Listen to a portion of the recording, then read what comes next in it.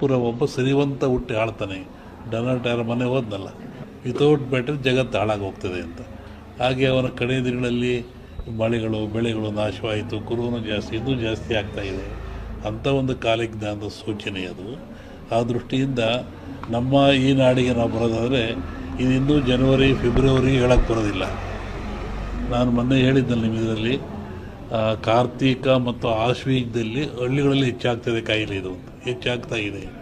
ಆಮೇಲೆ ಇನ್ನೂ ಮಳೆ ಬರೋ ಲಕ್ಷಣಗಳು ಭಾಳ ಇದ್ದಾವೆ, ಜನಗಳಲ್ಲಿ ಅಶಾಂತಿ ಆಗ್ತಕ್ಕಂಥದ್ದು ಲಕ್ಷಣಗಳಿದ್ದಾವೆ. ಏನು ಯುಗಾದಿ ಮೇಲೆ ಇದನ್ನು ನಿರ್ಣಯಿಸಬೇಕು ಏನು ಅಂತ. ನೆಕ್ಸ್ಟು ಇನ್ನೊಂದು ಸೆಕೆಂಡ್ ಟೈಪ್ ಇದೇ ಟರ್ನ್ ಆಗ್ತಾಯಿದೆ. ಟರ್ನ್ ಅಂದರೆ ಕಾಯಿಲೆ ವಾಯು ಬಗ್ಗೆ ಬರುವಂಥದ್ದು. ಈ ಕೊರೋನಾ ವಾಯುವಿಂದ ಬರೋದಲ್ಲ, ವಾಯು ಮಾಧ್ಯಮ ಅಲ್ಲ ಇದಕ್ಕೆ.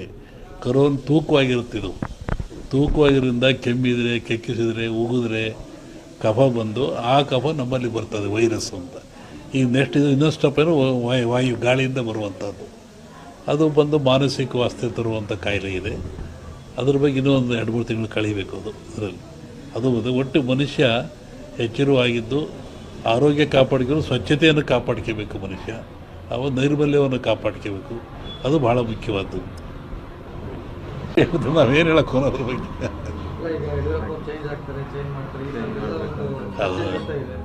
ಹಾಗೇನಿಲ್ಲ.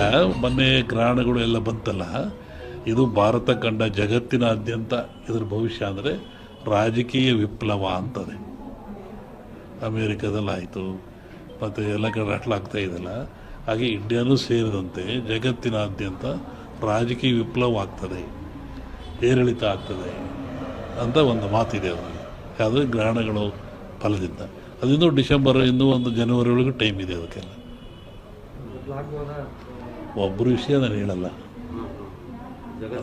ಜಗತ್ತು ರಾಜಕೀಯ ವರ್ಗದ ಬಗ್ಗೆ ವಿಪ್ಲವ ಅಂತ ಹೇಳ್ತಾರೆ.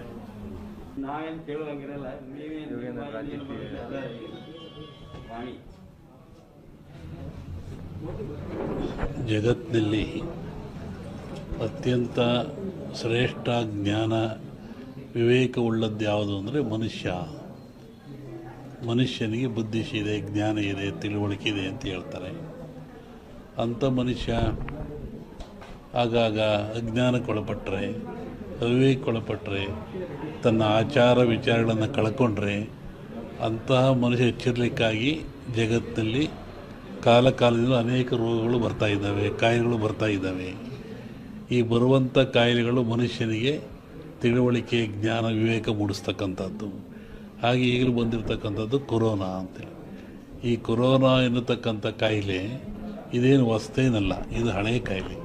ಹಿಂದಿನ ಕಾಲದಿಂದಲೂ ಜನರಲ್ಲಿ ಗಂಟ್ಲು ಬೇನೆ, ಗಂಟಲು ರೋಗ ಅಂತ ಕರಿತಾಯಿದ್ರು. ಅದು ಬಂದದ್ದು 2 ದಿನಕ್ಕೆ ಸತ್ತೋಗ್ತಾ ಇದ್ದು ಮನುಷ್ಯ.